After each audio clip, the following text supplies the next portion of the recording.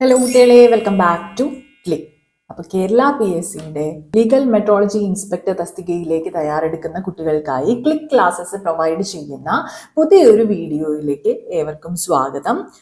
അപ്പം നമ്മളിപ്പോൾ already basics of electronic measurement system complete ചെയ്തിട്ടുണ്ട്. പാർട്ട് 1A നമ്മൾ ഓൾറെഡി കംപ്ലീറ്റ് ചെയ്ത് കഴിഞ്ഞു. ബേസിക്സ് ഓഫ് കമ്പ്യൂട്ടർ നമ്മൾ ഓൾറെഡി 2 വീഡിയോസ് ചെയ്തിട്ടുണ്ട്. ഈ ഒരു വീഡിയോയിൽ നമ്മൾ ബേസിക്സ് ഓഫ് കമ്പ്യൂട്ടർ തന്നെയാണ് ഡിസ്കസ് ചെയ്യുന്നത്. അതിനകത്ത് നമ്മൾ ഡിസ്കസ് ചെയ്യുന്നത് എത്തിക്സ് ആൻഡ് സോഷ്യൽ ഇഷ്യൂസ് എന്ന് പറയുന്ന ഭാഗമാണ്. അതിൽ ഏതാനും ഇമ്പോർട്ടൻ്റ് ആയിട്ടുള്ള ടോപ്പിക്സ് ആണ് നമ്മൾ ഡിസ്കസ് ചെയ്യുന്നത്. നമ്മളിപ്പോൾ ഡിസ്കസ് ചെയ്യുന്ന ഈ ഒരു ഭാഗം എന്ന് പറയുമ്പോൾ ഏകദേശം ബേസിക്സ് ഓഫ് കമ്പ്യൂട്ടറിന്റെ സിലബസിന്റെ ഒരു 30-40% വരെ കണ്ടന്റ്സ് ഇൻക്ലൂഡ് ചെയ്യുന്ന ഭാഗമാണ്. അൺഫോർച്ചുനേറ്റ്ലി ഈ ഒരു ഭാഗത്ത് നിന്ന് നേരത്തെ നടന്നിട്ടുണ്ടായിരുന്ന ഇതേ സിലബസ് ഫോളോ ചെയ്തുകൊണ്ട് കേരള PSC നടത്തിയ പരീക്ഷയിൽ ചോദ്യങ്ങളൊന്നും തന്നെ ചോദിച്ചിട്ടുണ്ടായിരുന്നില്ല. ബട്ട് ഇത്തവണ നമുക്ക് അങ്ങനെ തന്നെ വരുമെന്ന് പ്രതീക്ഷിക്കാനായിട്ട് സാധിക്കില്ല. PSCയുടെ ഒരു പാറ്റേൺ എടുത്തു കഴിഞ്ഞാൽ മൊത്തത്തില് സിലബസിലെ എല്ലാ ഭാഗവും കവർ ചെയ്യുന്ന രീതിയിലാണ് ക്വസ്റ്റ്യൻസ്, ടെക്നിക്കൽ പരീക്ഷകളിലെ ക്വസ്റ്റ്യൻസ് PSC ഡ്രാഫ്റ്റ് ചെയ്യുന്നത്. അതുകൊണ്ട് തന്നെ നമ്മൾ കഴിഞ്ഞ ക്ലാസ്സിൽ ഡിസ്കസ് ചെയ്തതാണെങ്കിലും അതിന് മുൻപത്തെ ക്ലാസ്സിൽ ഡിസ്കസ് ചെയ്തതാണെങ്കിലും ആ പോർഷൻസ് നിന്നെല്ലാം നമ്മൾ ക്വസ്റ്റ്യൻസ് എക്സ്പെക്ട് ചെയ്യുന്നുണ്ട്.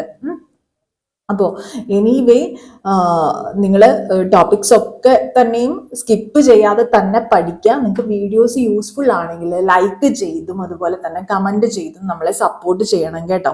പിന്നെ കുറച്ചൊരു ഡിലേ വന്നിട്ടുണ്ടായിരുന്നു വീഡിയോസ് അപ്ലോഡ് ചെയ്യുന്നതിൽ. അതിൽ നിങ്ങളോട് ക്ഷമ ചോദിക്കുകയാണ്. കുറച്ച് ഫാക്കൽറ്റീസിൻ്റെ അൺഅവൈലബിലിറ്റി കാരണവും മറ്റു കാര്യങ്ങളും തിരക്കുകളും ടെക്നിക്കൽ ഇഷ്യൂസും ഒക്കെ കാരണമാണ് എഡിറ്റിങ്ങും മറ്റും കംപ്ലീറ്റ് ആവാത്തത് കൊണ്ടൊക്കെയാണ് നമ്മൾ വീഡിയോസ് പെട്ടെന്ന് അപ്ലോഡ് ചെയ്യാഞ്ഞത്. ഇനി അങ്ങോട്ട് നമ്മുടെ വീഡിയോസിന്റെ ഒരു സീരീസ് തന്നെ ബാക്ക് ടു ബാക്ക് നിങ്ങൾക്ക് എക്സ്പെക്ട് ചെയ്യാം. വീഡിയോയിലേക്ക് കടക്കുന്നതിന് മുൻപ് ഞാൻ 1-2 കാര്യങ്ങൾ കൂടെ പറയുകയാണ് നിങ്ങളുടെ അടുത്ത്. അതായത് നമ്മൾ ഓൾറെഡി പാർട്ട് 1Aയിലുള്ള basics of electronic measurement system complete ചെയ്ത് കഴിഞ്ഞു. ബേസിക്സ് ഓഫ് കമ്പ്യൂട്ടറിലെ 3ാമത്തെ വീഡിയോ ആണ് നമ്മൾ ഈ ചെയ്തുകൊണ്ടിരിക്കുന്നത്. ഫിസിക്സിലെ മൊഡ്യൂൾ 1 കഴിഞ്ഞു, മൊഡ്യൂൾ 2 കഴിഞ്ഞു. 2ലെ വീഡിയോ നമ്മൾ അപ്ലോഡ് ചെയ്തിട്ടുണ്ട്. 3 നമുക്ക് ഉടനെ തന്നെ സ്റ്റാർട്ട് ചെയ്യും. നമ്മൾ ഇനി ഇപ്പം ഫിസിക്സിലെ തന്നെ കുറച്ച് പോർഷൻസ് നമ്മൾ ഓൾറെഡി നേരത്തെ ചെയ്ത കണ്ടന്റ്സ് ഉണ്ട്. അത് നമ്മൾ ലീഗൽ മെട്രോളജി ഇൻസ്പെക്ടർ എന്ന് പറയുന്ന പ്ലേലിസ്റ്റ് അല്ലെങ്കിൽ കോഴ്സ് നിങ്ങൾ ചാനലിൽ നിന്ന് സെർച്ച് ചെയ്ത് എടുക്കുകയാണെങ്കിൽ ഫിസിക്സിൽ നമ്മൾ ഓൾറെഡി കവർ ചെയ്തിട്ടുള്ള ടോപ്പിക്സ് എല്ലാം നിങ്ങൾക്ക് ഡിഫറെന്റ് വീഡിയോസ് ആയിട്ട് അതിനകത്ത് കാണാനായിട്ട് സാധിക്കും. ഇനിയിപ്പം കെമിസ്ട്രി എടുക്കുകയാണെങ്കിലും അതിനകത്തുള്ള പല പോർഷൻസും നമ്മൾ നേരത്തെ കവർ ചെയ്തിട്ടുണ്ട്. ലൈക്ക് ഡിജിറ്റൽ ഇലക്ട്രോണിക്സ് എടുക്കുകയാണെങ്കിൽ binary number system, Gates, logic Gates എന്ന് പറയുന്ന ടോപ്പിക്, അതുപോലെ തന്നെ half add, full add, Boolean algebra, അതൊക്കെ തന്നെയും നമ്മൾ നേരത്തെ പല വീഡിയോസിലായിട്ട് ഡിസ്കസ് ചെയ്തിട്ടുണ്ട്. സോ നിങ്ങൾ റെഫർ ചെയ്യേണ്ടതായിട്ടുള്ള അത്തരം വീഡിയോസ് എല്ലാം തന്നെ ഇപ്പൊ പറഞ്ഞിട്ടുള്ളത് പോലെ ലീഗൽ മെട്രോളജി ഇൻസ്പെക്ടറിന്റെ ആ ഒരു പ്ലേലിസ്റ്റ് അല്ലെങ്കിൽ കോഴ്സ് എടുക്കുകയാണെങ്കിൽ യൂട്യൂബ് ചാനലിൽ നിങ്ങൾക്ക് ആക്സസ് ചെയ്യാനായിട്ട് പറ്റും. അത് മാത്രമല്ല ബാൻഡ് തിയറി, ഇലക്ട്രോണിക്സിലെ band theory of semiconductors, intrinsic and extrinsic semiconductors, PN junction, അതൊക്കെ തന്നെയും നമ്മൾ കവർ ചെയ്തിട്ടുണ്ട്. പിന്നെ ഇനിയിപ്പോൾ കെമിസ്ട്രി, ഫിസിക്സിലെ കാര്യമാണ് അത് പറഞ്ഞത്. പിന്നെ കെമിസ്ട്രിയിലെ കാര്യം എടുക്കുകയാണെങ്കിൽ കെമിസ്ട്രിക്കകത്ത് ശരിക്കും പറഞ്ഞാൽ സിലബസിനകത്തുള്ള ക്ലാസിഫിക്കേഷൻ ഓഫ് പോളിമേഴ്സ്, ആ ഒരു ഭാഗം, പോളിമേഴ്സിന്റെ കുറച്ച് പോർഷൻസ് ഓൾറെഡി നമ്മൾ നേരത്തെ കവർ ചെയ്തിട്ടുണ്ട്. സോ ആ വീഡിയോസ് എല്ലാം നിങ്ങൾ കാണണം. പിന്നെ സിമെന്റിന്റെ പോർഷൻ, അതിന്റെ കോമ്പോസിഷനും പോർട്ട്ലാൻഡ് സിമെന്റും സെറ്റിങ്ങും ഹാർഡനിങ്ങും ഒക്കെ നമ്മൾ ഡിസ്കസ് ചെയ്തിട്ടുള്ളതാണ്. നാനോ മെറ്റീരിയൽസിനെ കുറിച്ചുള്ള വീഡിയോസ് നമ്മൾ നേരത്തെ തന്നെ ഒരുപാട് ചെയ്തിട്ടുണ്ട്. പിന്നെ സ്പെക്ട്രോസ്കോപ്പിന്റെ വീഡിയോ ചെയ്തിട്ടുണ്ട്. എൻവയോൺമെന്റൽ കെമിസ്ട്രി എടുക്കുകയാണെങ്കിൽ എയർ പൊല്യൂഷനും പിന്നെ വാട്ടർ പൊല്യൂഷനും നമ്മൾ ഡിസ്കസ് ചെയ്തിട്ടുണ്ട്. ആ കണ്ടന്റ്സ് എല്ലാം തന്നെ നമ്മൾ ഈ പ്ലേലിസ്റ്റിൽ ഇൻക്ലൂഡ് ചെയ്തിട്ടുണ്ട്. ഇനി മാത്സ് എടുക്കുകയാണെങ്കിലോ 5th യൂണിറ്റ് തൊട്ട് നിങ്ങൾ നോക്കുകയാണെങ്കിൽ മെട്രിക്സും ഡിറ്റർമിനൻസും ഓൾറെഡി ഡിസ്കസ് ചെയ്തിട്ടുള്ളതാണ്. Systems of linear equations discuss ചെയ്തിട്ടുണ്ട്. ഡിഫറൻസിയേഷനിലെ കുറെ ടോപ്പിക്സും കവർ ചെയ്തതാണ്. ഇന്റഗ്രേഷനിലെയും കുറെ ടോപ്പിക്സ് കവർ ചെയ്തതാണ്. ഡിഫറൻഷ്യൽ ഇക്വേഷൻസ് കവർ ചെയ്തിട്ടുള്ളതാണ്. സോ എൻ്റെ സിലബസ് എടുത്ത് നോക്കിക്കഴിഞ്ഞാൽ ഒരുപാട് കാര്യങ്ങൾ നമ്മൾ ഓൾറെഡി കവർ ചെയ്ത് പോയിട്ടുണ്ട്. ഇനി നമുക്ക് നമ്മുടെ ഇന്നത്തെ വീഡിയോന്റെ കണ്ടന്റിലോട്ട് വരാം. സോ ബേസിക്സ് ഓഫ് കമ്പ്യൂട്ടേഴ്സിന്റെ നെക്സ്റ്റ് പാർട്ടാണ് നമ്മൾ ഈ ഒരു വീഡിയോക്കകത്ത് ഡിസ്കസ് ചെയ്യുന്നത്, which is ethics and social issues. അതിനകത്ത് technology trends raising ethical issues ആണ് നമ്മൾ ഫസ്റ്റ് തന്നെ ഡിസ്കസ് ചെയ്യുന്നത്. ബേസിക്സ് ഓഫ് കമ്പ്യൂട്ടേഴ്സ് ഒക്കെ പഠിക്കുന്ന സമയത്ത് നമ്മൾ ശ്രദ്ധിക്കേണ്ട കാര്യം ഇതിനകത്തുള്ള കുറെ ടെർമിനോളജീസ് ആണ് നമ്മൾ മെയിൻ ആയിട്ട് മനസ്സിലാക്കി വെക്കേണ്ടത്. അപ്പൊ നമ്മളിവിടെ കുറച്ച് ടെർമിനോളജീസ് എല്ലാം ലിസ്റ്റ് ഡൗൺ ചെയ്തിട്ടുണ്ട്. എത്തിക്കൽ ഇഷ്യൂസിന് കാരണമാവുന്ന കുറച്ച് ടെക്നോളജി ട്രെൻഡ്സ് ആണ് നമ്മളിവിടെ ലിസ്റ്റ് ഡൗൺ ചെയ്തിട്ടുള്ളത്. ഓക്കെ, അപ്പോൾ 9 അത്തരത്തിലുള്ള ടെക്നോളജി ട്രെൻഡ്സ് നമ്മളിവിടെ ലിസ്റ്റ് ഡൗൺ ചെയ്തിട്ടുണ്ട്. അതിന്റെ ഓരോന്നിന്റെയും പേരും അതുകൊണ്ട് എന്താണ് ഉദ്ദേശിക്കുന്നത് എന്നുള്ളതുമാണ് നമ്മൾ പഠിച്ചു വെക്കേണ്ടത്. അല്ലാതെ ഒരുപാട് ഇൻഡെപ്ത് ഒന്നും നമുക്ക് സിലബസ് പ്രകാരം പോകേണ്ടതില്ല. അത് മാത്രമല്ല സർഫസിലുള്ള ക്വസ്റ്റ്യൻസ് തന്നെ ആയിരിക്കും നമുക്ക് വരുന്നുണ്ടായിരിക്കുക. അതായത് ജനറൽ ആയിട്ടുള്ള ഒരു അവയർനെസ് നമുക്ക് കമ്പ്യൂട്ടേഴ്സിനെ കുറിച്ചുണ്ടോ, ടെക്നോളജിനെ കുറിച്ചുണ്ടോ, ലേറ്റസ്റ്റ് ആയിട്ടുള്ള കാര്യങ്ങളെ കുറിച്ചുണ്ടോ എന്നുള്ളതായിരിക്കും ഇത്തവണത്തെ പരീക്ഷയിൽ കൂടുതലും ചോദിക്കാനായിട്ട് സാധ്യതയുള്ളത്. നമുക്ക് 1 by 1 ആയിട്ട് ഓരോ ടേംസും നോക്കാം. ഇവിടെ ചെറുതായിട്ടൊന്നും കറണ്ട് പോയിട്ടുണ്ട്. എനിക്ക് ഇവിടെ എഴുതുന്നതിനുള്ള എൻ്റെ ഡിജിറ്റൽ ബോർഡ് എന്ന് പറയുന്നത് ബാക്ക് ലിറ്റ് അല്ല, ഐ മീൻ കീബോർഡ് ഇങ്ങനെ പ്രകാശിക്കില്ല. അപ്പം എനിക്കൊരു ചെറിയൊരു ടെക്നിക്കൽ ഡിഫിക്കൽട്ടി വന്നിട്ടുണ്ട്. സോ എന്തെങ്കിലും മിസ്റ്റേക്സ് വരുവാണെങ്കിൽ ഞാൻ ആദ്യമേ തന്നെ ക്ഷമ ചോദിക്കുകയാണ്. Anyway let's continue. So first 1 എന്ന് പറയുന്നത് മൂസ് ലോ ആണ്. മൂസ് ലോ ഇതെന്ന് പറയുന്നത് ആക്ച്വലി കമ്പ്യൂട്ടിംഗ് പവർ ഡബിൾ ചെയ്യുക എന്നുള്ളതാണ് ഉദ്ദേശിക്കുന്നത്. Doubling of computing power double ചെയ്യുന്നതിനെയാണ് ഉദ്ദേശിക്കുന്നത്. അതാണ് എപ്പോഴും മൈൻഡിൽ വെക്കേണ്ടത് കേട്ടോ, മൂസ് ലോ എന്ന് പറയുമ്പോൾ. അതായത് മൂസ് ലോ പറയുന്നത് എന്താ വെച്ചാല് ഓരോ 2 വർഷം കൂടുന്തോറും ഒരു ചിപ്പിനകത്തുള്ള ട്രാൻസിസ്റ്റേഴ്സിന്റെ എണ്ണം റഫായിട്ട് ഡബിൾ ചെയ്തുകൊണ്ടിരിക്കും. അതിന്റെ അർത്ഥം എന്താണ് നിങ്ങൾ ആലോചിച്ച് നോക്കിയോ? ഒരു 2 വർഷം കൂടുമ്പോഴും ചിപ്പിനകത്തുള്ള ട്രാൻസിസ്റ്റേഴ്സിന്റെ എണ്ണം ഡബിൾ ചെയ്തുകൊണ്ടിരിക്കുകയാണെന്ന് പറയുമ്പോൾ കമ്പ്യൂട്ടേഴ്സ് മോർ പവർഫുള്ളും അതുപോലെ ചീപ്പറും ആയിക്കൊണ്ടിരിക്കുകയാണ് എന്നുള്ളതാണ് ഉദ്ദേശിക്കുന്നത്. ഓക്കെ, അപ്പൊ നമുക്ക് തോന്നും ഇതുകൊണ്ട് എന്ത് എത്തിക്കൽ ഇഷ്യൂ ആണ് ഉയർന്നു വരുന്നത്? ഈ ഒരു ടെക്നോളജി ട്രെൻഡ്, ഈ കമ്പ്യൂട്ടിംഗ് പവർ ഡബിൾ ചെയ്യുന്നത് കൊണ്ട് എന്ത് എത്തിക്കൽ ഇഷ്യൂ ആണ് ആക്ച്വലി റേസ് ചെയ്യുന്നത്? അതിന്റെ അർത്ഥം ഒരു ഡിജിറ്റൽ ഡിവൈഡ് അവിടെ ഒരു ക്രിയേറ്റ് ആവുന്നുണ്ട് എന്നുള്ളതാണ്. അതായത് നിങ്ങൾ ആലോചിച്ച് നോക്കിയേ, എൻ്റെ പക്കല് കുറച്ചും കൂടെ അഡ്വാൻസ്ഡ് ആയിട്ടുള്ള ഒരു സിസ്റ്റം ഉണ്ട് എങ്കിൽ എനിക്കത് ഉപയോഗിച്ച് ചെയ്യാൻ പറ്റുന്ന കാര്യങ്ങൾ എന്ന് പറയുന്നത് അതിനേക്കാൾ കോൺഫിഗറേഷൻ കുറവുള്ള ഒരാൾക്ക് ചെയ്യാൻ പറ്റാവുന്ന കാര്യങ്ങളേക്കാൾ കൂടുതലായിരിക്കും. അതുകൊണ്ട് തന്നെ അവിടെ ഒരു ഡിജിറ്റൽ ഡിവൈഡ് വരുവാണ്. അത് മാത്രമല്ല, നിങ്ങൾ ആലോചിച്ച് നോക്കൂ, വേറെ ഈ കമ്പ്യൂട്ടിംഗ് പവർ ഇൻക്രീസ് ചെയ്യുന്നതിനനുസരിച്ച് നമുക്ക് മാൻ പവർ നമ്മൾ യൂട്ടിലൈസ് ചെയ്യുന്ന തരത്തിലുള്ള ജോബ്സ് ആണെങ്കിൽ അവരുടെ ജോബ് നഷ്ടപ്പെടാനുള്ള സാധ്യതയുണ്ട്. കാരണം അവർ ചെയ്തുകൊണ്ടിരിക്കുന്ന ജോബ്സ് സപ്പോസ് അത് ഓട്ടോമേറ്റ് ചെയ്യാവുന്ന ഒരു ജോബാണ് എങ്കിൽ അത്തരത്തിലുള്ള വർക്കേഴ്സിനെ ഇപ്പൊ കറന്റ്ലി നമ്മൾ കണ്ടുകൊണ്ടിരിക്കുന്നുണ്ട്.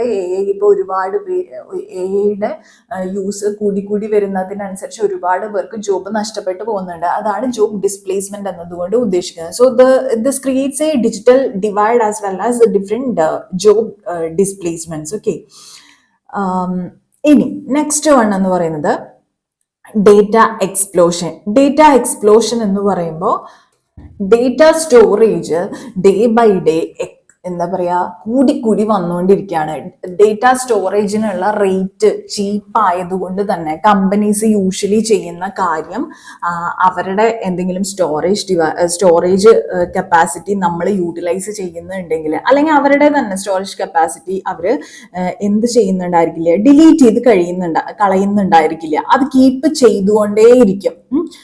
അതായത് ഡേറ്റ സ്റ്റോറേജിൽ വൻ വളർച്ചയാണ് വന്നിട്ടുള്ളത്. സ്റ്റോറേജിന് അത്രയും വില കുറവാണ്. അതുകൊണ്ട് തന്നെ അവർ കണ്ടന്റ്സ് ഒന്നും ഡിലീറ്റ് ചെയ്യാതിരിക്കുക. ഇപ്പൊ ഓരോ പർച്ചേസ് വരുമ്പോഴും അല്ലെങ്കിൽ ഓരോ സെർച്ച് വരുമ്പോഴും അല്ലെങ്കിൽ ഒരു ലൊക്കേഷൻ പിങ് വരുമ്പോഴും ഒക്കെ അതൊക്കെ തന്നെയും ഓരോ സിമ്പിൾ ആയിട്ടുള്ള മൈന്യൂട്ട് ആയിട്ടുള്ള ഡേറ്റയും അവർ എന്ത് ചെയ്യും, സ്റ്റോർ ചെയ്ത് വെക്കും. മൈന്യൂട്ട് ആയിട്ടുള്ള ഡേറ്റ ലോങ് ടേമിൽ സ്റ്റോർ ചെയ്യുക എന്ന് പറയുമ്പോൾ നിങ്ങൾ ആലോചിച്ച് നോക്കൂ, നമ്മൾ സെർച്ച് ചെയ്യുന്ന കണ്ടന്റ്സ് നമ്മൾ ബ്രൗസർ ഹിസ്റ്ററി ക്ലിയർ ചെയ്താൽ പോലും പിന്നെ നമ്മൾ ആക്സസ് ചെയ്യുന്ന സൈറ്റിനെ കുറിച്ചുള്ള ഡേറ്റയും മറ്റും നമ്മുടെ ആക്സസിങ് പാറ്റേണും മറ്റും കമ്പനീസ് ലോങ് ടേമിൽ സ്റ്റോർ ചെയ്ത് വെക്കുമ്പോൾ ഉണ്ടാവുന്ന ബുദ്ധിമുട്ടെന്ന് പറയുന്നത് ഒരു ഇഷ്യൂ റേസ് ചെയ്യുന്നതെന്ന് പറയുന്നത് നമ്മുടെ പേഴ്സണൽ ഡേറ്റ അത് ബ്രീച്ച് ചെയ്യാനുള്ള സാധ്യത കൂടുതലാണ്. പ്രൈവസി റിസ്ക് ഉണ്ട്. ഇവിടെ എന്താണ് നടക്കുന്നത്? മാസീവായിട്ട് PII കളക്ട് ചെയ്യാണ് ചെയ്യുന്നത്. പേഴ്സണലി ഐഡന്റിഫയബിൾ ഇൻഫർമേഷൻ എന്നതിൻ്റെ ഷോർട്ട് ഫോം ആണ് PII എന്ന് പറയുന്നത്. ഫയബിൾ ഇൻഫർമേഷൻ. ഇത് വേണമെങ്കിൽ ചിലപ്പോൾ എക്സാമിന് ചോദിച്ചേക്കാം കേട്ടോ. PIIസിന്റെ ഫുൾ ഫോം എന്താണ്? Personally identifiable information. മാസീവായിട്ട് വെബ്സൈറ്റ്സ് മാത്രമല്ല, പല തരത്തില് പല രീതിയിലുള്ള ഡേറ്റ സ്റ്റോർ ചെയ്യുന്ന കമ്പനീസ് ഒക്കെ തന്നെയും ഇത് സ്റ്റോർ ചെയ്ത് വെച്ച് അതുകൊണ്ട് നമ്മുടെ പ്രൈവസി റിസ്കിലാവുന്നു. There are chances of breaches. അവരുടെ നെറ്റ്വർക്കിനകത്ത് എന്തെങ്കിലും ബ്രീച്ച് സംഭവിക്കുകയാണ് എങ്കിൽ നമ്മുടെ ഡേറ്റ മിസ്യൂസ് ചെയ്യപ്പെടാനും ഒക്കെയുള്ള സാധ്യതയുണ്ട്. So data explosion is another technology trend that is causing some ethical issues. ഇനി അടുത്തത് വരുന്നത് ഇന്റർനെറ്റ് എവ്രിവെയർ എന്നുള്ളതാണ്. നമുക്കറിയാം ഇന്റർനെറ്റ് നെറ്റ്വർക്കിംഗ്, ബേസിക്കലി നെറ്റ്വർക്കിംഗ് നമുക്ക് കമ്മ്യൂണിക്കേഷന് വേണ്ടിയിട്ട് ഉള്ള ഒരു ഗ്ലോബൽ ആയിട്ടുള്ള കമ്മ്യൂണിക്കേഷന് വേണ്ടിയിട്ടുള്ള ഒരു സംവിധാനങ്ങളെല്ലാം ഇപ്പോൾ അവൈലബിൾ ആണ്. ഈ നെറ്റ്വർക്ക് വഴി തന്നെയല്ലേ കുട്ടികളെ സൈബർ ക്രൈമും ഹേറ്റ് സ്പീച്ചും സ്കാംസും ഒക്കെ നടക്കുന്നത്. അതും നമ്മുടെ ബൗണ്ടറീസ് ഒക്കെ കടന്ന് അങ്ങ് വരുവാണ്.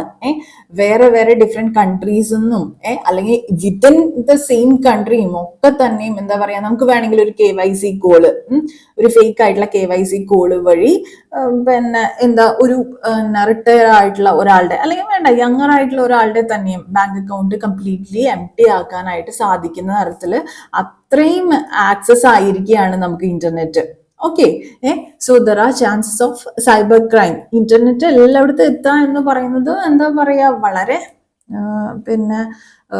എന്താ പറയാ അഡ്വാൻസ്ഡ് ആയിട്ടുള്ള ഒരു കാര്യമാണ്, വളരെ വിപ്ലവകരമായിട്ടുള്ള ഒരു കാര്യമാണ്, ഒരു ടെക്നോളജി ട്രെൻഡ് തന്നെയാണ്. But still there is some chances of ethical issues. Chances അല്ല, ഓൾറെഡി ഉണ്ട് അല്ലേ.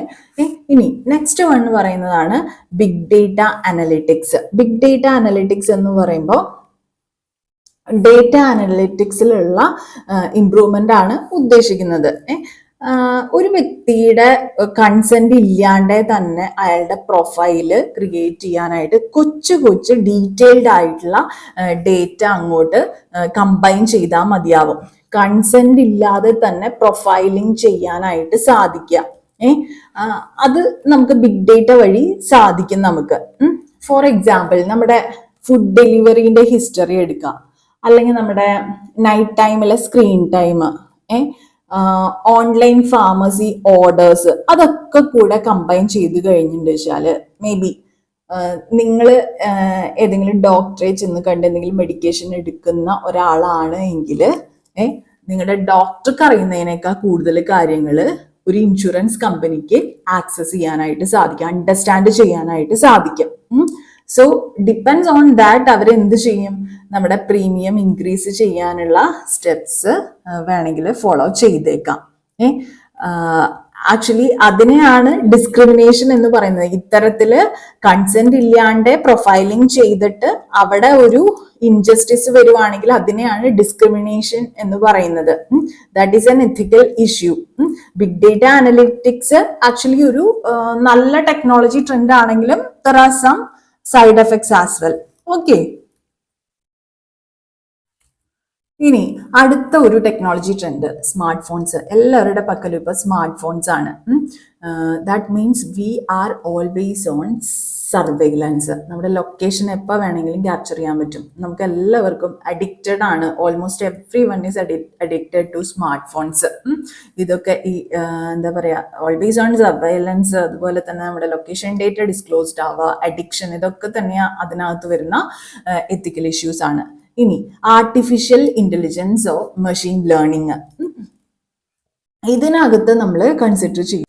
ഇതിനെക്കുറിച്ച് ഞാൻ ഡീറ്റെയിൽഡ് ആയിട്ട് നിങ്ങൾക്ക് പറഞ്ഞു തരേണ്ട കാര്യമില്ല. ഇപ്പൊ ആർട്ടിഫിഷ്യൽ ഇന്റലിജൻസും മെഷീൻ ലേണിംഗ് ഒക്കെ എന്ന് പറഞ്ഞു കഴിഞ്ഞാൽ ഉയർത്തുന്ന ഏറ്റവും വലിയ ഇഷ്യൂ എന്ന് പറയുന്നത് അൽഗരിതമിക് ബേസ് ആണ്. ഫോർ എക്സാമ്പിൾ, ഒരു ഓൾഡ് ഡേറ്റ യൂസ് ചെയ്തിട്ട് ട്രെയിൻ ചെയ്തിരിക്കുന്ന ഒരു ഹയറിംഗ് അൽഗരിതം, സപ്പോസ് ആ ഓൾഡ് ഡേറ്റയ്ക്ക് അകത്ത് ഉണ്ടായിരുന്നത് കൂടുതലും പിന്നെ ജെൻസ് ആണെന്ന് വിചാരിക്കാം ഇൻസ്റ്റെഡ് ഓഫ് ലേഡീസ്. അങ്ങനെയാണ് എങ്കിൽ അത്തരത്തിൽ ട്രെയിൻ ചെയ്തിട്ടുള്ള ഒരു അൽഗരിതം എന്ന് പറയുമ്പോൾ അത് ലേഡീസിനെ വേണമെങ്കിൽ റിജക്റ്റ് ചെയ്തേക്കാം. അത്തരത്തിലുള്ള സിറ്റുവേഷൻസ് ഒക്കെ ഉണ്ട്. ശരിക്കും അൽഗരിതമിക് ബയസ് എന്ന് പറയുന്നത് അതാണ്. പിന്നെ ഞാൻ സിമ്പിൾ ആയിട്ടുള്ള ഒരു എക്സാമ്പിൾ പറഞ്ഞു തരാം. ഫോർ എക്സാമ്പിൾ, നമുക്കിപ്പം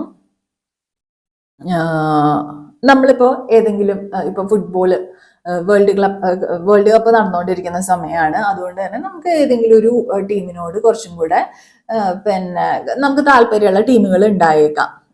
അപ്പൊ നമ്മുടെ ആ ഒരു വാച്ചിങ് പാറ്റേണും നമ്മുടെ ഒരു ഇൻട്രസ്റ്റും എല്ലാം അനലൈസ് ചെയ്ത് നമ്മുടെ ഒരു ഹിസ്റ്റോറിക്കൽ ഡേറ്റ എല്ലാം എടുത്ത് ഓൾറെഡി ഒരു സിസ്റ്റം അനാലിസിസിൽ ഒരു അനാലിസിസ് നടത്തി കൺക്ലൂഷനിൽ എത്തിയിരിക്കുകയാണ് നമ്മൾ കുറച്ചും കൂടെ ഇന്ന ടീമിനോട് ബയസ്ഡ് ആണ് എന്നുള്ളത്.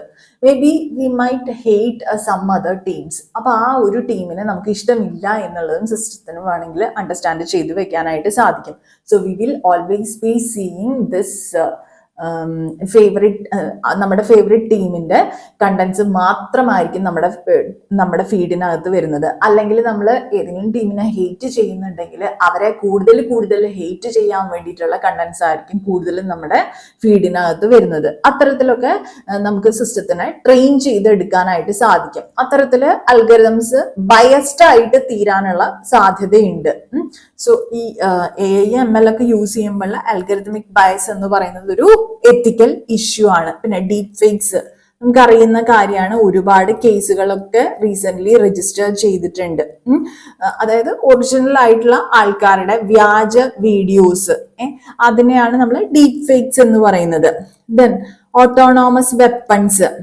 ഓട്ടോണോമസ് വെപ്പൺസ് എന്ന് പറയുമ്പോൾ നമ്മുടെ വിവേചന ബുദ്ധി ഒന്നും ഇല്ലാണ്ട് ഒരു എയിം അല്ലെങ്കിൽ ഒരു ഒബ്ജക്റ്റീവ് മാത്രം ചൂസ് ചെയ്യുന്ന പിന്നെ ഓട്ടോണോമസ് വെപ്പൺസ്, അതിനെയാണ് നമ്മൾ ഓട്ടോണോമസ് വെപ്പൺസ് എന്ന് പറയുന്നത്. Okay, then there is IoT, internet of things.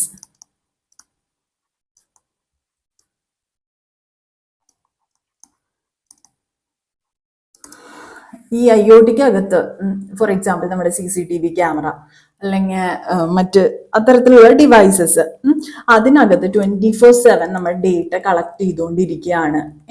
അത് നമ്മൾ അറിഞ്ഞോ അറിയാതെയോ നമ്മുടെ കൺസെന്റ് കൊടുത്തിട്ടുണ്ടായിരിക്കാം. Actually these devices are always, IoT devices എന്ന് പറയുന്നത് എല്ലാം ഇപ്പോഴും ഇൻസെക്യൂർ ആണ്.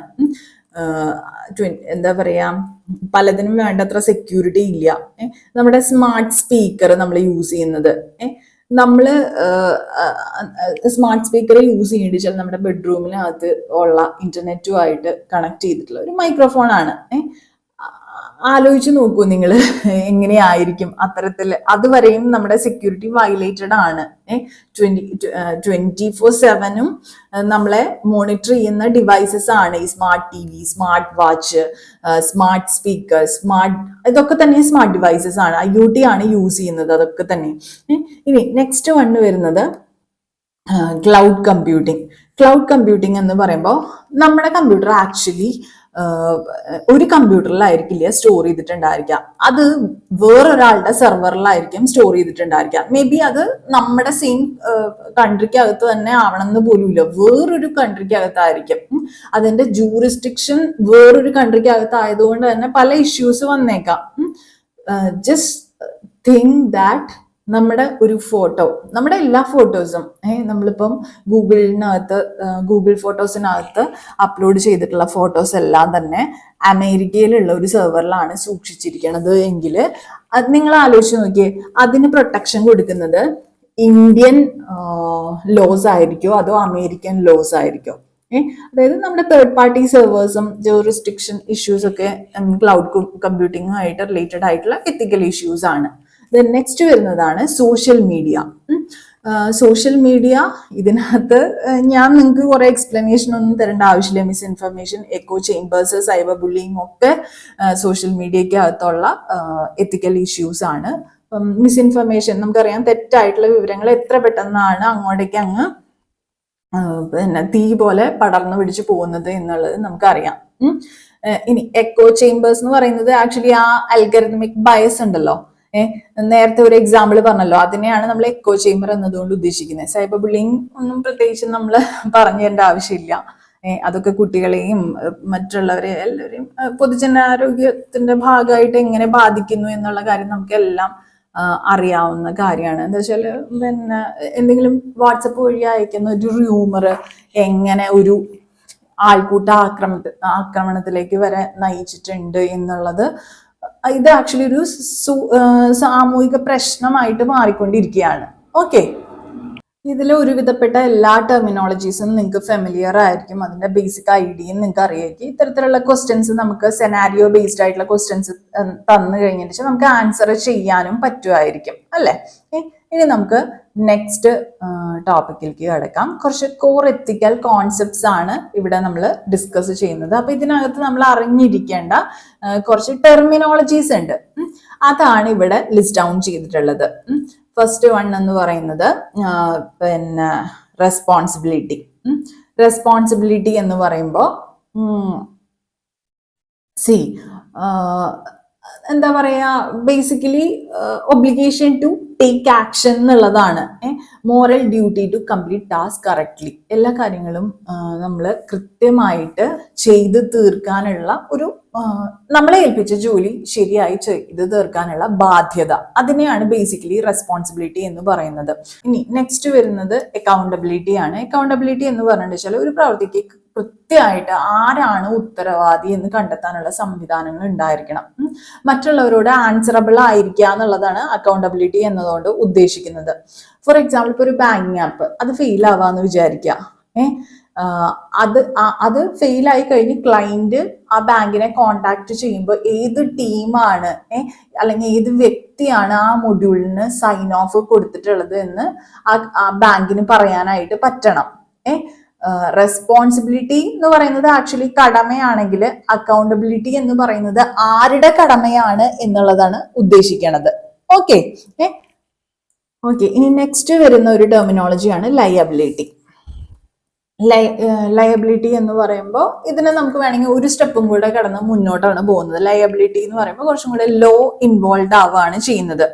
അതായത് സപ്പോസ് ഒരാൾക്ക് ഉണ്ടായിട്ടുള്ള നഷ്ടത്തിന് ഒരു വ്യക്തിയെയോ കമ്പനിയെയോ സാമ്പത്തികമായോ നിയമപരമായോ ഉത്തരവാദിയാക്കാം എന്നുള്ള ഒരു എന്താ പറയാ ലീഗലായിട്ടുള്ള ഒരു ഐഡിയയാണ് ലയബിലിറ്റി എന്നതുകൊണ്ട് ഉദ്ദേശിക്കുന്നത്. Yes, legal concept. This can be held financially or legally responsible for harm.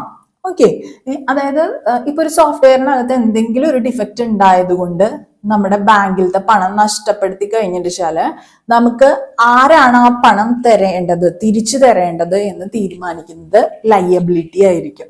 Okay, differences മനസ്സിലാവണില്ലേ നിങ്ങൾക്ക്? ദെൻ നെക്സ്റ്റ് വൺ എന്ന് പറയുന്നത് ഡ്യൂ പ്രോസസ്. ഡ്യൂ പ്രോസസ് എന്ന് പറയുമ്പോൾ എന്താ പറയാ, നിയമങ്ങള് മുൻകൂട്ടി നമുക്ക് അറിഞ്ഞിരിക്കണം, നീതിപൂർവം പ്രയോഗിക്കപ്പെടണം, അപ്പീൽ ചെയ്യാനുള്ള അവകാശം ഉണ്ടായിരിക്കണം, ഒരു തീരുമാനവും ആർബിട്രറി ആവരുത്, ഏകപക്ഷീയമാവരുത്. ഫോർ എക്സാമ്പിൾ, ഒരു ബാങ്കിന്റെ ഫ്രോഡ് ഡിറ്റക്ഷൻ അൽഗരിതം അത് നമ്മുടെ അക്കൗണ്ട് ബ്ലോക്ക് ചെയ്യാണ് എങ്കിൽ അത് ആക്ച്വലി ഡ്യൂ പ്രോസസ് എന്ന് പറയുമ്പോൾ അത് കൃത്യമായിട്ട് എന്തുകൊണ്ടാണ് അങ്ങനെ സംഭവിച്ചത് എന്ന് നമ്മളോട് പറയാനായിട്ട് അവര് ബാധ്യസ്ഥരാണ്. അതിനെ ക്വസ്റ്റ്യൻ ചെയ്യാനായിട്ട് നമുക്ക് റൈറ്റ് ഉണ്ടായിരിക്കണം. ഓക്കെ, ഒരു അൽഗരിതത്തിന് അറ്റ് എ ടൈം ജഡ്ജും ജൂറിയും എക്സിക്യൂഷണറും ആവാനായിട്ട് പറ്റില്ല. ഓക്കെ, ഡ്യൂ പ്രോസസ് എന്നതുകൊണ്ട് ഉദ്ദേശിക്കുന്നത് നിയമങ്ങളെ കുറിച്ചുള്ള മുൻധാരണ, അതിനെയാണ് ഉദ്ദേശിക്കുന്നത്. അത് നീതിപൂർവം പ്രയോഗിക്കപ്പെടണം. ഓക്കെ, നേരത്തെ പറഞ്ഞ പോലെ അപ്പീൽ ചെയ്യാനുള്ള റൈറ്റ് ഉണ്ട് നമുക്ക്. ദെൻ നെക്സ്റ്റ് വരുന്നതാണ് ഡ്യൂ കെയർ എന്നത്. ഡ്യൂ കെയർ എന്ന് പറയുമ്പോൾ ഇപ്പൊ എന്തെങ്കിലും ഹാം ഉണ്ടാവുകയാണെങ്കിൽ അതിനെ ബ്ലോക്ക് ചെയ്യാൻ വേണ്ടിയിട്ടുള്ള തക്കതായിട്ടുള്ള നടപടികൾ കൈകാര്യം ചെയ്യണം. പ്രൊഫഷണൽ സ്റ്റാൻഡേർഡ് ഓഫ് കെയർ എന്നതാണ് അതുകൊണ്ട് ഉദ്ദേശിക്കുന്നത്. സപ്പോസ് ഇപ്പൊ ഡ്യൂ കെയർ ഫോളോ ചെയ്യുന്ന ഒരു ഹോസ്പിറ്റൽ സോഫ്റ്റ്വെയർ കമ്പനി ആണെന്ന് വിചാരിക്കാം. അതൊരു എക്സാമ്പിൾ ആണ് ഡ്യൂ കെയർ പ്രൊവൈഡ് ചെയ്യുന്ന ഒരു ഹോസ്പിറ്റൽ സോഫ്റ്റ്വെയർ കമ്പനി. അതായത് ഹാംസ് ഒന്നും ഉണ്ടാവാൻ പാടില്ല, അതിന് വേണ്ടിയിട്ടുള്ള ഒരു പ്രൊഫഷണൽ സ്റ്റാൻഡേർഡ് ഓഫ് കെയർ ആണ് ഡ്യൂ കെയർ എന്നതുകൊണ്ട് ഉദ്ദേശിക്കുന്നത്. എത്തിക്സ് നമുക്കറിയുന്ന കാര്യമാണ്. എന്താണ്? Principles for deciding right from wrong. പിന്നെ നെക്സ്റ്റ് മോറൽസ് എന്ന് പറഞ്ഞു കഴിഞ്ഞാൽ ബേസിക്കലി എന്താ, personal values about right or wrong. അതൊന്നും കൂടുതൽ എക്സ്പ്ലെയിൻ ചെയ്യേണ്ട കാര്യമില്ല. Stakeholder, any person or organization affected by a decision or system. Stakeholder എന്ന് പറയുമ്പോൾ ബേസിക്കലി ഒരു സിസ്റ്റം എടുത്തിട്ടുള്ള തീരുമാനം ഒരു വ്യക്തിയെയോ ഓർഗനൈസേഷനെയോ ബാധിക്കുന്നുണ്ട് എങ്കിൽ അതിനെ നമുക്ക് സ്റ്റേക്ക് ഹോൾഡർ എന്ന് പറയാം. ഓക്കെ, സോ ഇതൊക്കെ കോർ എത്തിക്കൽ കോൺസെപ്റ്റ്സിൽ വരുന്ന ഇമ്പോർട്ടൻ്റ് ആയിട്ടുള്ള ടെർമിനോളജീസ് ആണ്. അത് ജസ്റ്റ് ഓർത്ത് വെക്കുക, ഡെഫിനിഷൻസ് വായിച്ച് പഠിക്കുക. നെക്സ്റ്റ് വരുന്നത് 6 എത്തിക്കൽ പ്രിൻസിപ്പിൾസ് ഫോർ IT ആണ്. 6 എത്തിക്കൽ പ്രിൻസിപ്പിൾസ് ഇമ്പോർട്ടൻ്റ് ആയിട്ടുള്ളതാണ്. അത് നമ്മൾ നെക്സ്റ്റ് ക്ലാസ്സിലാണ് ഡിസ്കസ് ചെയ്യുന്നത്. ഇതൊരു ഷോർട്ട് വീഡിയോ ആയിട്ടാണ് നമ്മൾ ചെയ്യുന്നത്. ഓക്കെ, അപ്പം വീഡിയോ വൈൻഡ് അപ്പ് ചെയ്യുന്നതിന് മുൻപ് ഞാൻ 1-2 കാര്യങ്ങൾ പറയാം. നമ്മൾ ഡിസ്കസ് ചെയ്യുന്ന എല്ലാ കാര്യങ്ങളും നമ്മുടെ നോട്ട്സിനകത്ത് അവൈലബിൾ ആണ്. ഒരുപാട് ഡീറ്റെയിൽഡ് ആയിട്ടല്ല, സ്ട്രെയിറ്റ് ടു പോയിന്റ് ആയിട്ടാണ് നമ്മൾ കൊടുത്തിട്ടുള്ളത്. നിങ്ങൾ ക്ലാസ്സസ് കാണുക, ആ നോട്ട്സ് വായിച്ച് പഠിക്കുക തന്നെ വേണം. ഓക്കെ, റിപ്പീറ്റഡ് ആയിട്ട് വായിച്ച് പഠിക്കുക. നമ്മൾ വിതിൻ 2-3 ഡേയ്സ് എന്തായാലും മോക്ക് ടെസ്റ്റ് പബ്ലിഷ് ചെയ്യുന്നുണ്ടായിരിക്കും. അപ്പൊ താല്പര്യമുള്ളവർക്ക് മോക്ക് ടെസ്റ്റ് സീരീസ് എൻറോൾ ചെയ്യാവുന്നതാണ്. അത് നമ്മൾ 2 ഡേയ്സിൽ അനൗൺസ് ചെയ്യുന്നുണ്ടായിരിക്കും കേട്ടോ. അപ്പൊ നല്ല രീതിയിൽ തന്നെ പഠിക്കാൻ. നേരത്തെ ക്ലാസ്സുകൾ കണ്ടു കഴിഞ്ഞു എന്ന് വിചാരിച്ച് നോട്ട്സ് എഴുതുകയും പഠിക്കാതെ ഇരിക്കുകയും ചെയ്യരുത്. റിപ്പീറ്റഡ് ആയിട്ട് അതാത് ക്ലാസ്സുകളിൽ എന്തെങ്കിലും അഡീഷണൽ പോയിന്റ്സ് പറയുന്നുണ്ട് വെച്ചാൽ പ്രിന്റ് എടുത്തിട്ടുള്ള നോട്ടിന്റെ സൈഡിൽ എഴുതി വെക്കണം കേട്ടോ. എന്നിട്ട് പഠിക്കുക, റിപ്പീറ്റഡ് ആയിട്ട് പഠിക്കുക. സിമ്പിൾ ആയിട്ടുള്ള പേപ്പർ ആയിരിക്കും. നിങ്ങൾ ഏറ്റവും ബുദ്ധിമുട്ടാൻ പോകുന്നത് സിംപ്ലിസിറ്റി കൂടിയതുകൊണ്ടായിരിക്കും മിക്കവാറും. എല്ലാം ബേസിക്കലി ഏറ്റവും കോർ ആയിട്ടുള്ള കാര്യങ്ങൾ പഠിച്ചില്ലല്ലോ, അഡ്വാൻസ്ഡ് ആയിട്ടുള്ള കാര്യങ്ങളാണല്ലോ നോക്കിയത് എന്ന് വിചാരിച്ചിട്ടായിരിക്കും നിങ്ങൾ വിഷമിക്കുന്നുണ്ടായിരിക്കാം. അതുപോലെ കോൺസെപ്റ്റുകൾ കൃത്യമായി പഠിക്കാതെ കൺഫ്യൂസിങ് ആയിട്ടുള്ള ഓപ്ഷൻസ് തരുമ്പോൾ, സ്റ്റേറ്റ്മെന്റ്സും മറ്റും തരുന്ന സമയത്ത് കോൺസെപ്റ്റ് കൃത്യമായി പഠിച്ചില്ല എങ്കിൽ നെഗറ്റീവ് അടിക്കും. അത്തരത്തിൽ നെഗറ്റീവ് അടിച്ചിട്ടായിരിക്കും നിങ്ങൾ റാങ്ക് ലിസ്റ്റിൽ വരാതെ പോകുന്നുണ്ടായിരിക്കുക. അപ്പൊ അത്തരത്തിലുള്ള കാര്യങ്ങളാണ് കുറച്ചും കൂടെ ശ്രദ്ധിക്കേണ്ടത്. അപ്പൊ നമ്മള് ഇത് കുറച്ചൊരു തിയറട്ടിക്കൽ ആയിട്ടുള്ള പോർഷൻ ആയതുകൊണ്ടാണ് ഞാൻ ഒരുപാട് ലെങ്തി ആയിട്ട് ചെയ്യാത്തത്. അടുത്ത ദിവസം ഇതിന്റെ നെക്സ്റ്റ് 2 പാർട്സ് നമ്മൾ ഡിസ്കസ് ചെയ്യുന്നുണ്ടായിരിക്കും. കുറച്ച് ഇത്തരത്തിലുള്ള ടെക്നിക്കൽ ടെർമിനോളജീസ് ആണ് നമുക്ക് ഈ ഒരു ഭാഗത്ത് നിന്ന്, അതായത് എത്തിക്സ് ആൻഡ് സോഷ്യൽ ഇഷ്യൂസ് എന്ന് പഠിക്കാനുള്ളത്. അപ്പൊ ആ ടെർമിനോളജീസ് എന്താണ് എന്നുള്ളതും അതുകൊണ്ട് എന്താണ് ഉദ്ദേശിക്കുന്നത് എന്നുള്ളതും ഡെഫിനിഷൻസ് കൃത്യമായി മനസ്സിലാക്കി വെക്കുക. കാണാപാഠം പഠിക്കേണ്ട ആവശ്യമൊന്നുമില്ല. റിലേറ്റ് ചെയ്ത് നമുക്ക് മീനിങ് മനസ്സിലാക്കി വെച്ചാൽ മതിയാവും. എന്നിരുന്നാൽ പോലും കൺഫ്യൂസിങ് ആക്കുന്ന തരത്തിലുള്ള ഓപ്ഷൻസും തന്നുകൊണ്ടായിരിക്കും PSC പരീക്ഷ നടത്തുന്നത് കേട്ടോ. അപ്പൊ എന്തായാലും പഠനം നല്ല രീതിയിൽ തന്നെ നടക്കട്ടെ. അപ്പൊ നമ്മുടെ ചാനൽ ഇതുവരെ സബ്സ്ക്രൈബ് ചെയ്യാത്ത കുട്ടികളാണെങ്കിൽ please to subscribe the channel. Video ഇഷ്ടമായി എങ്കിലും നമ്മളെ സപ്പോർട്ട് ചെയ്യാൻ വേണ്ടിയിട്ട് നിങ്ങൾ വീഡിയോ ലൈക്ക് ചെയ്യുക, അതുപോലെ തന്നെ കമന്റ് ചെയ്യുക. എന്തെങ്കിലും സംശയങ്ങൾ ഉണ്ടെങ്കിൽ കമന്റ് ചെയ്ത് ചോദിക്കാവുന്നതാണ്. പിന്നെ നോട്ട്സ് വേണ്ട കുട്ടികൾക്ക് കോണ്ടാക്ട് ചെയ്യാനുള്ള നമ്പർ ഡിസ്ക്രിപ്ഷനകത്ത് കൊടുക്കുന്നുണ്ട്, അതിനകത്ത് നിങ്ങൾക്ക് കോണ്ടാക്ട് ചെയ്യാവുന്നതാണ്. അതുപോലെ തന്നെ നമ്മുടെ പ്രധാനപ്പെട്ട സോഷ്യൽ മീഡിയയ്ക്ക് അകത്തുള്ള കുറച്ച് ലിങ്കുകളും കൂടെ കൊടുത്തിട്ടുണ്ട് കേട്ടോ കുട്ടികളെ. നിങ്ങൾ ഫോളോ ചെയ്തിട്ടില്ല വെച്ചാൽ ഫോളോ ചെയ്തോളൂ. നമ്മുടെ ജോബ് അപ്ഡേറ്റ്സ് ഒക്കെ റെഗുലർ ആയിട്ട് ടെലഗ്രാം ഗ്രൂപ്പിലും അതുപോലെ തന്നെ വാട്സപ്പ് ചാനലിലും ഒക്കെ നമ്മൾ അപ്ഡേറ്റ് ചെയ്യാറുണ്ട്. പുതിയ ഒഴിവുകൾ വരുന്നത് കേന്ദ്ര സർക്കാരിലാണെങ്കിലും സംസ്ഥാന സർക്കാരിലാണെങ്കിലും പബ്ലിക് സെക്ടർ അണ്ടർടേക്കിങ്സ് ആണെങ്കിലും ഒക്കെ നമ്മൾ പബ്ലിഷ് ചെയ്യാറുണ്ട്. ഫോളോ ചെയ്തോളൂ കേട്ടോ. അപ്പൊ ഇനി ഞാൻ ദീർഘിപ്പിക്കുന്നില്ല, ഇവിടെ ഞാൻ വൈൻഡ് അപ്പ് ചെയ്യാണ്. അപ്പൊ താങ്ക്സ് ഫോർ വാച്ചിങ്. നെക്സ്റ്റ് വീഡിയോയിൽ നമുക്ക് വീണ്ടും കാണാം. Signing off, your study partner. Click, stay focused on what really matters to U.